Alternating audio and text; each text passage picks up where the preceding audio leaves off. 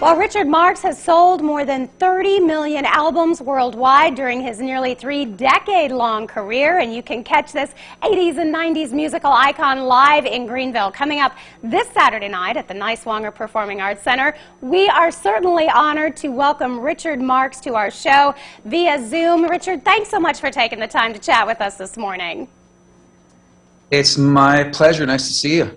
Well, I have to say, so many people have put the big circle around the calendar date for you coming to the Performing Arts Center. I know here at the station we've all been playing a lot of your music, and of course, looking at all of these different awards that you have gotten over the years, your music is sort of some of those songs that just stay with people really for a lifetime. What is that like for you?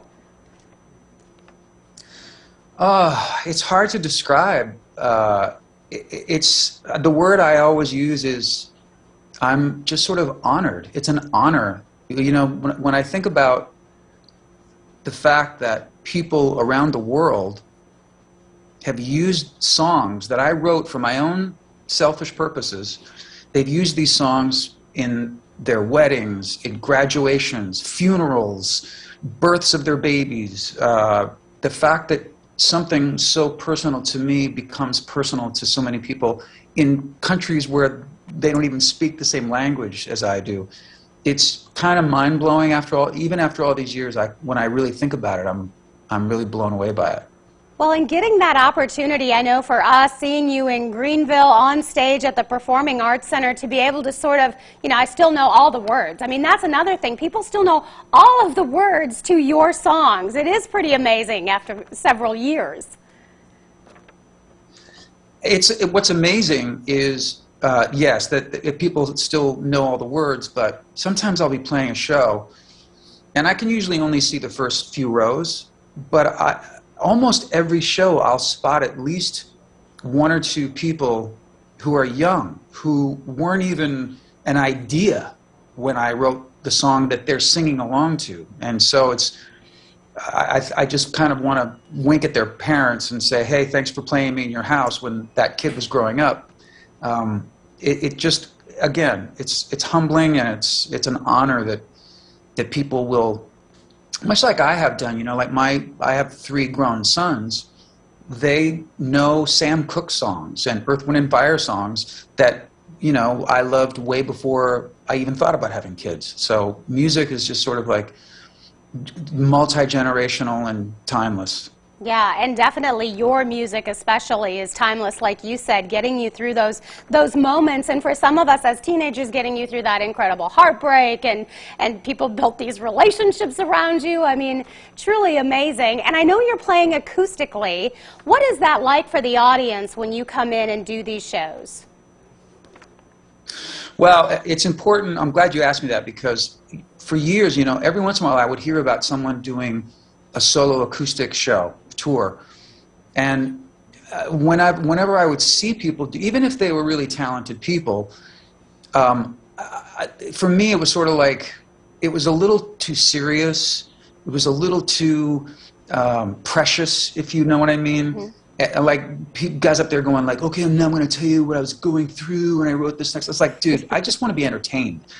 And so my solo acoustic show is sort of the opposite of that. It's like a big party. It's as if I had you and a bunch of people over to my house, and I poured us martinis, and I played you songs and told you funny stories about them.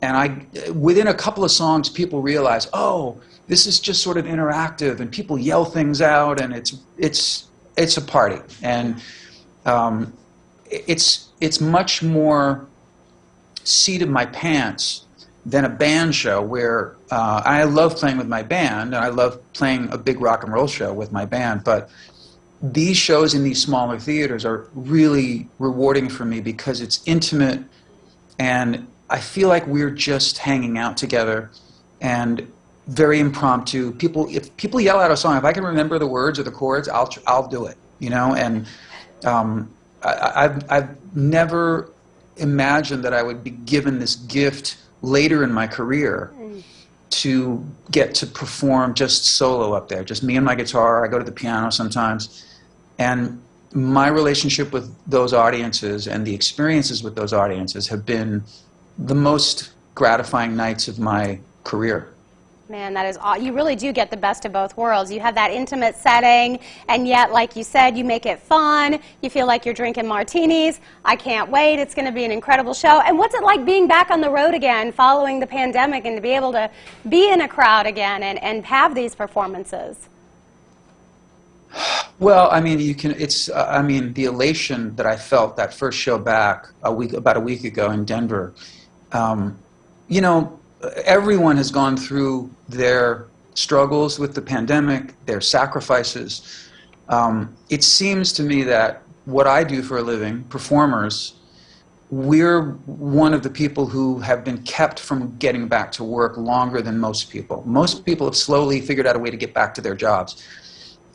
We performers kept getting roadblocked, and we'd think, okay, well, now it's opening up again, we're going to start doing concerts again, and then it would get shut down again. And so it's been over 2 years, and it's such a big part of my life that it was a really weird adjustment. So to be back on stage, that first show, I have to admit, like, I walked out on stage in this wave of love and acceptance from the audience. It was emotional. It was like I got a little misty there for a second, and then we just started to rock and roll. I just started playing rock and roll songs, and it was like time just, you know, came racing back, like no time had passed. Man, I have so enjoyed our interview. So great to talk with you. Thank you so much for coming to this region. We are super excited to welcome you. Thanks for your time this morning. I can't wait. Thanks so much. All right, and don't forget, tickets are on sale now. You don't want to miss this. It is happening at the Niswonger Performing Arts Center. You can call the box office right now.